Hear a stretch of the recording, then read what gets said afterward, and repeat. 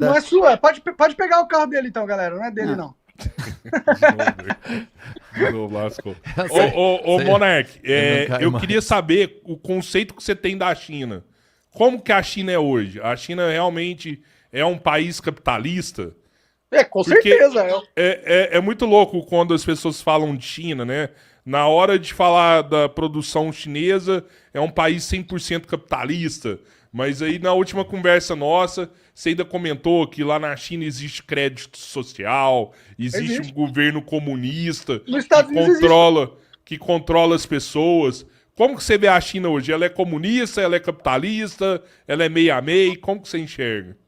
Completamente capitalista. E é um país que tem estruturas familiares, dinastias chinesas, milenares. A China é um país antigo, né? E eles estão ali no poder e eles usam o capitalismo como estratégia de dominação regional e geopoliticamente também global, né?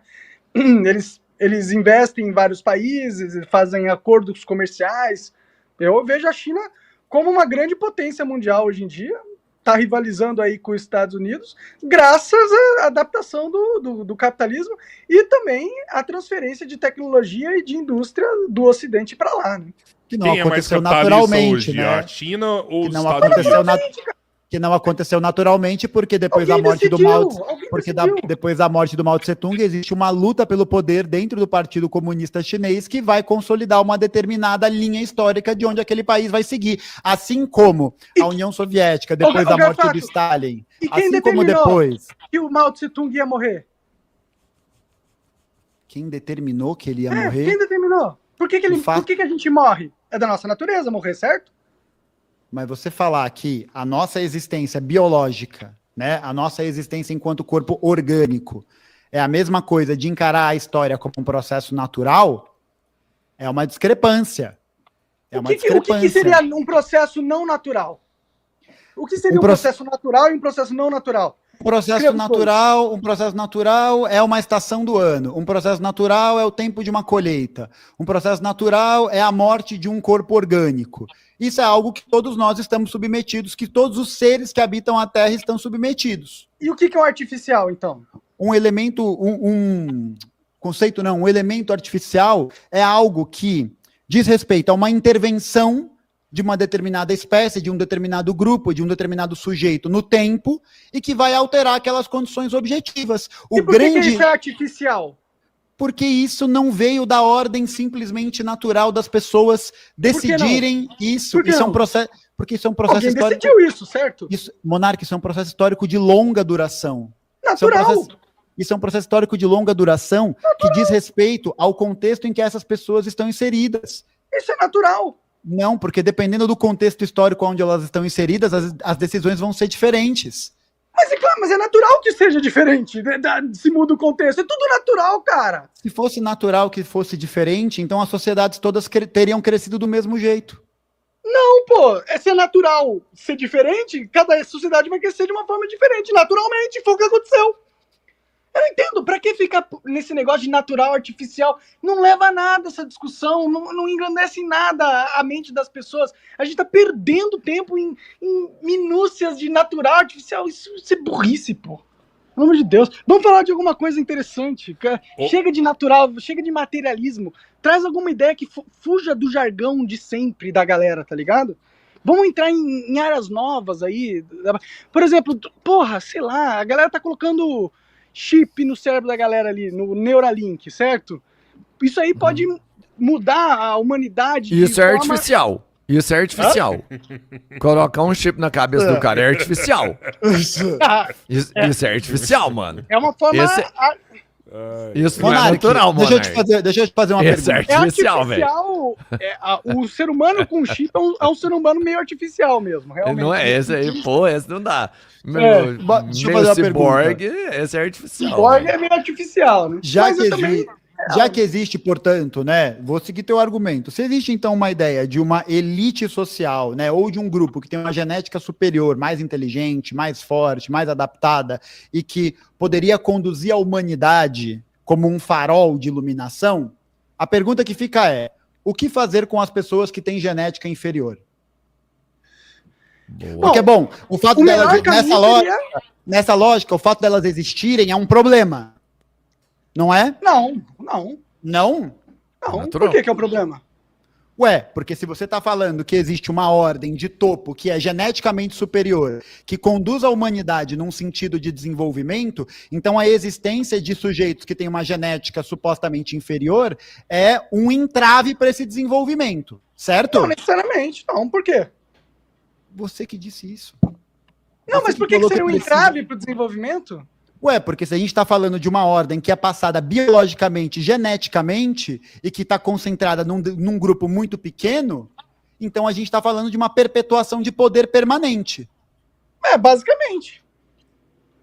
Que é o que está Então- acontecendo. Que essa é a história, 2000 anos de história da humanidade. Bem-vindo.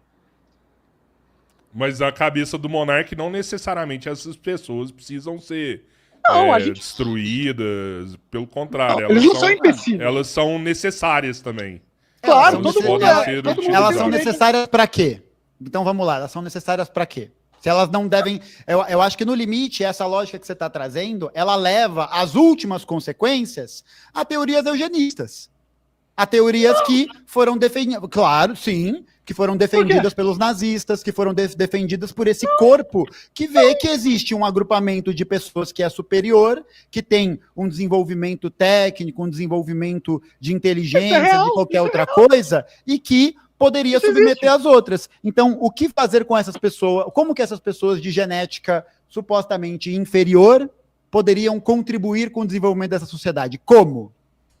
Produzindo, sendo feliz, fazendo o que eles quiserem, porra. E essas condições de produção que elas vão ter, como é que ela é? Elas vivem de maneira digna? Elas vivem de maneira decente? Alguns vivem, você vive de maneira decente.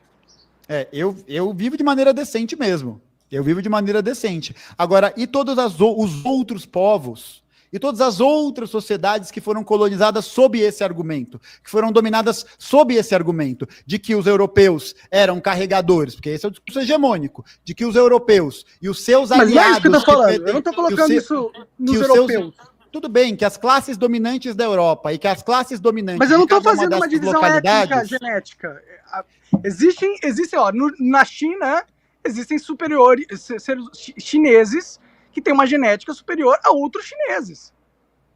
E existe uma hierarquia natural na China de dominância e muito provavelmente quem está no topo dos esportes e da elite política e da elite econômica na China são seres humanos que tendem a ter uma genética Monarca. que dá uma vantagem para eles naqueles núcleos que eles estão envolvidos, pô.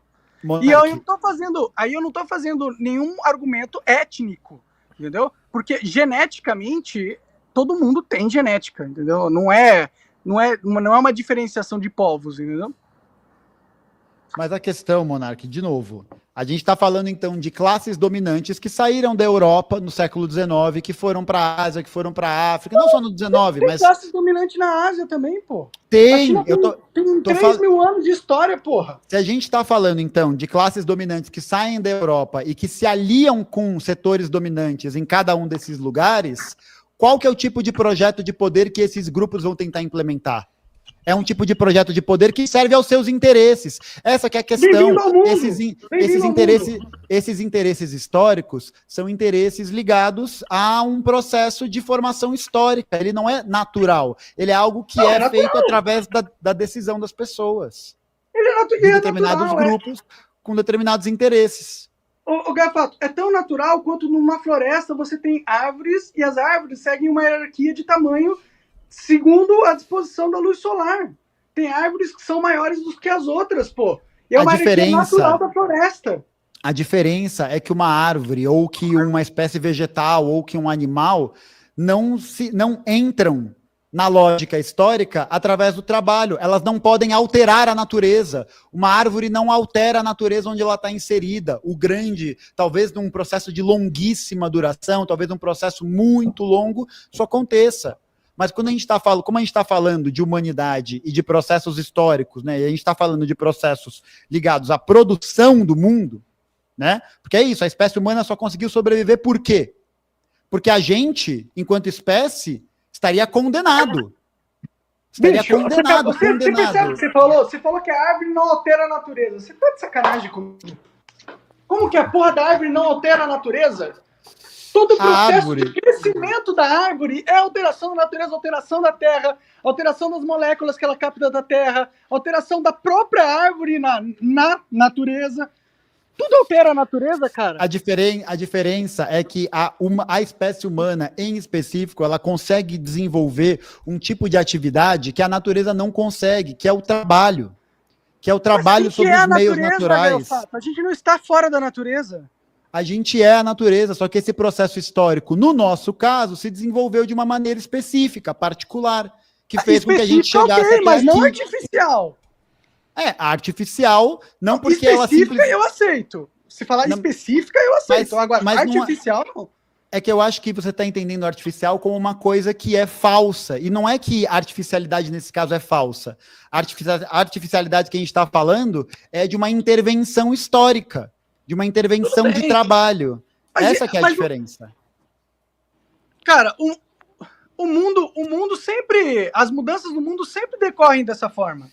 Isso é natural. Isso não é natural porque isso depende da forma de como esses processos acontecem na história e depende de quem os realiza. Mas é natural, nós somos humanos, somos da natureza, cara. A gente não é anatural, antinatural. Os nossos processos não são antinaturais. Os processos de desenvolvimento humano e da sociedade humana são naturais. Ganhou fato, Monark. Mas a gente tá perdido aqui. Oi.